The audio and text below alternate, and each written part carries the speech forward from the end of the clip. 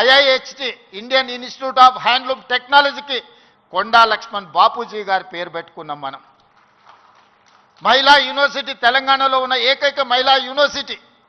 ఆ మహిళా యూనివర్సిటీకి ఆనాడు ఘడీలకు, దొరలకు, జమీందారులకు వ్యతిరేకంగా, రజాకర్లకు వ్యతిరేకంగా నిటారుగా నిలబడి కొట్లాడిన చాకలి ఐలమ్మ పేరు వీరనారి చాకలి ఐలమ్మ యూనివర్సిటీగా ఈరోజు కోటి ఉమెన్స్ కాలేజీని ఒక యూనివర్సిటీగా తీర్చిదిద్ది పోరాటానికి స్ఫూర్తినిచ్చిన వీరనారి చాకలి ఐలమ్మ పేరు ఈరోజు మనం పెట్టుకోవడం జరిగింది.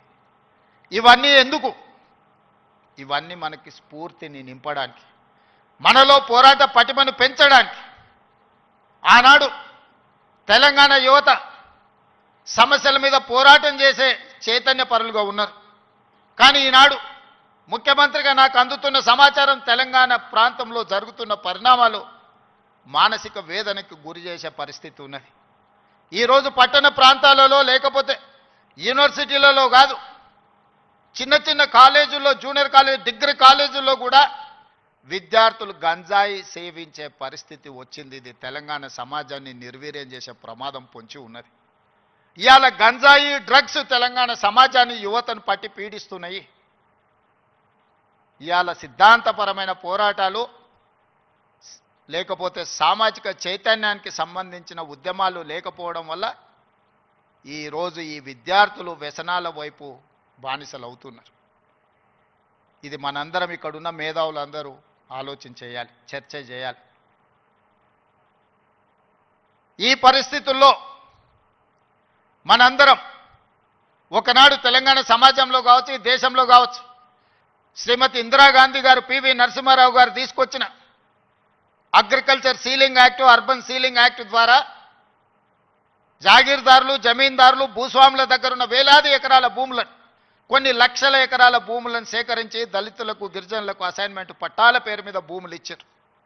ఆనాడు గ్రామాలలో భూమి ఉండడం, ఆత్మగౌరవం, వ్యవసాయం చేయడం ఆ కుటుంబానికి గుర్తింపుగా ఉండి ఆనాడు ప్రభుత్వాలు ఇందిరమ్మ పేరు మీద అసైన్మెంట్ భూములను పేదలకు లక్షలాది ఎకరాలు పంచారు.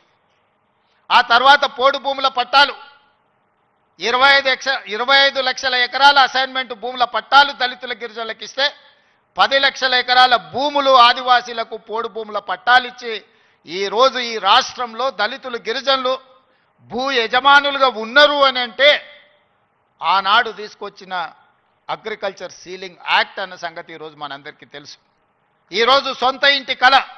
నేను ఖానాపూర్లో ఒక ఆదివాసీ బిడ్డకి ఎమ్మెల్యే టికెట్ ఇచ్చిన. అతనికి ఉన్న గొప్ప ఆస్తి ఏందంటే వాళ్ళ తండ్రికి ఇందిరమ్మ ఉన్నప్పుడు ఇచ్చిన ఇందిరమ్మ ఇల్లు. నేను అక్కడ నాగోబా జాతర దర్శించుకోవడానికి ఒక గిరిజన సాంప్రదాయానికి సంబంధించి గుడిని సందర్శించినప్పుడు చైతన్యం కలిగిన యువకుడుగా వాళ్ళందరినీ సమన్వయం చేస్తూ ఒక యువకుడు నాకు కనిపించింది. పిలిచి పేరు అడిగినా నాకు అర్థం కాలే. తర్వాత నా పక్కన వాళ్ళకి చెప్పిన, అబ్బాయి ఫోన్ నెంబర్ తీసుకొని, చదువుకున్నాడు, చైతన్యం ఉన్నది, ఫీల్డ్ ఎన్ఆర్ఈజేఎస్లో ఫీల్డ్ అసిస్టెంట్గా పనిచేస్తున్నాడు అని చెప్తే అతన్ని పికప్ చేసుకొని ఎమ్మెల్యే టికెట్ ఇస్తే ఈరోజు ఎడమ బోజు పేరు మీద శాసనసభలో ప్రాతినిధ్యం వహిస్తున్నాడు. దానికి కారణం చదువు, చైతన్యం. ఈరోజు లక్ష్మణ్ మంత్రి అయినా, కుమార్ వైస్ ఛాన్సలర్ అయినా, ప్రొఫెసర్ కాసిం గారు ప్రిన్సిపల్ గారైనా, ఈ యోగితా రాణా గారు వారి సామాజిక నేపథ్యం మీరు తెలుసుకోండి, వారు ఐఏఎస్ ఆఫీసర్ ఇక్కడ చాలామంది రాణించిందంటే చదువు ఒక్కటే కారణం. ఇవాళ చదువును మనం నిర్లక్ష్యం చేసే పరిస్థితి లేదు. ఈరోజు నేను ఉన్న వాస్తవం మీ దగ్గర చెప్పదలుచుకున్నా. నా దగ్గర పంచడానికి భూములు లేవు. మిమ్మల్ని ధనవంతులు చేయడానికి ఖజానా ఖాళీగా ఉన్నది. ఖజానా ఒట్టిపోయి ఉన్నది. భూములేమో లేవు, పంపకాలు జరిగిపోయినాయి. ఈరోజు తెలంగాణలో 1,50,00,000 ఎకరాల వ్యవసాయ యోగ్యమైన భూములు ఉంటే 96% చిన్న సన్నకారు రైతులే. అంటే ఎకరము, 2 ఎకరాలు, 3 ఎకరాలే. ఇప్పుడు అగ్రికల్చర్ సీలింగ్ యాక్ట్ తెచ్చినా నేను గుంజుకోవడానికి గజం కాదు కదా, ఇంచు భూమి కూడా లేదు. అందుకే మా దళితులకు, మా గిరిజనులకు, మా బలైన వర్గాలకు, మా మైనారిటీ సోదరులకు, మా తమ్ముళ్ళకు, మా చెల్లెళ్ళకు నా సూచన ఒక్కటే, మీరు ధనవంతులు కావాలి, మీరు గొప్ప వ్యక్తులు కావాలి అని అంటే రాష్ట్ర ప్రభుత్వం పంచడానికి భూములు లేవు, నింపడానికి ఖజానా లేదు. మీకు నేను ఇవ్వగలిగింది విద్య ఒక్కటే, నాణ్యమైన విద్యనే. మీ తలరాతలను మారుస్తుంది. మీ తలరాతలు మారాలంటే మీరు చదువుకోవాలి. చదువు ఒక్కటే పరిష్కారం. చదువు ఒక్కటే మిమ్మల్ని గుణవంతులు చేస్తుంది, ధనవంతులను చేస్తుంది, శ్రీమంతులు చేస్తుంది. ఈ తెలంగాణ సమాజంలో మిమ్మల్ని భాగస్వాములను చేస్తుంది. చదువుకునే వయసులో మీరు ఇతర వ్యాపకాలకు లోనైతే జీవితాంతం బాధతోని కుళ్ళి కృషించి చావాల్సిన పరిస్థితి వస్తుంది. అందుకే ఒక సామాజిక బాధ్యతగా ముఖ్యమంత్రి అయిన ఎంబడే వైస్ ఛాన్సలర్ను నియమించిన వాళ్ళనే ఇంటర్నల్ ఒక సబ్ కమిటీ వైస్ ఛాన్సలర్తో వేసి మీ విద్యా ప్రమాణాలు పెంచుకోవాలంటే నేను చేయగలిగింది ఏందో మీరు చెప్పండి.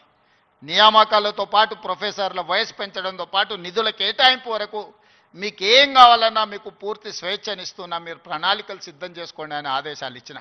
ఇవాళ తెలంగాణ సమాజంలో సామాజిక న్యాయంతో వైస్ ఛాన్సలర్లు నియమించను. చిన్న వివాదం లేకుండా, ఒక ఆరోపణ లేకుండా మొట్టమొదటిసారి తెలంగాణలో మనం వైస్ ఛాన్సలర్లను నియమించుకోగలిగింది.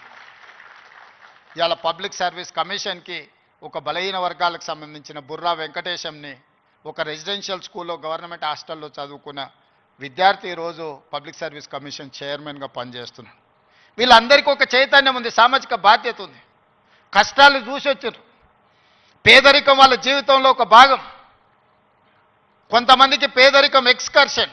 పేదరికం ఎట్లుంటుందో అంటే పట్టణం నుంచి పెద్ద బెంచ్ కార్ వేసుకొని పోయి చూసి పేదరికం ఓహో ఇట్లుంటుందా అని చూసి వచ్చే ఎక్స్కర్షన్ కొంతమంది పెద్దోళ్ళకు. కానీ ఆ పేదరికంలోనే పుట్టి ఆ పేదరికాన్ని అనుభవించి ఆ పేదరికంలో నుంచే అభివృద్ధి పదం వైపు నడిచిన వాళ్ళు ఈరోజు తెలంగాణ రాష్ట్రాన్ని నడుపుతున్నారు. పేదరికం అంటే మాకు కొత్త కాదు, పేదరికం మాకు చుట్టం కాదు, పేదరికం మా జీవన విధానంలో ఒక భాగం. మేము ఆ పేదరికాన్ని చూసి వచ్చినాం. ఆ పేదరికాన్ని పారద్రోలడం మాకంటే ఎక్కువ ఎవరికి తెలియదు. ఎవరి మీద మనం ఆధారపడాల్సిన పని లేదు. అన్ని శక్తియుక్తులు, తెలివితేటలు, అధికారం నిర్ణయించే శక్తి మన దగ్గర ఉంది. మరి మీరు ఎందుకు దీన్ని ఉపయోగించుకోరని నేను అడుగుతున్నా. ఇవాళ నేను ఉస్మానియా యూనివర్సిటీ ఇక్కడికి రాని విద్యార్థులకు నేను సూచన చేయదలుచుకున్నా. మీకు వ్యతిరేకంగా నిర్ణయాలు చేసేటోళ్ళు, మీకు నష్టం కలిగించేటోళ్ళు, మిమ్మల్ని కష్టపెట్టినోళ్ళను మీరు వ్యతిరేకించండి, నిరసన తెలపండి. మీకోసం పనిచేయాలన్న ఆలోచనతోని మీ ఆలోచనలు తెలుసుకుందామని, మీ సమస్యల్ని చూద్దామని, మీ సమస్యల్ని పరిష్కరించాలని వస్తున్న వాళ్ళని మీరు వ్యతిరేకించడం ద్వారా ఈ అభివృద్ధిని అడ్డుకున్న వాళ్ళం అవుతామా, లేకపోతే అభివృద్ధిని ఇంకా ముందుకు తీసుకెళ్లిన వాళ్ళం అవుతామా, మీరు ఒకసారి ఆలోచన చేయండి. అందుకే ఈరోజు చాకలి ఐలమ్మ యూనివర్సిటీకి పేరు పెట్టడమే కాదు, 500 కోట్ల రూపాయలు ఇచ్చి అభివృద్ధి చేసి ప్రతి తెలంగాణ ఆడబిడ్డ చదువుకోవాలి, రాణించాలి అని చెప్పి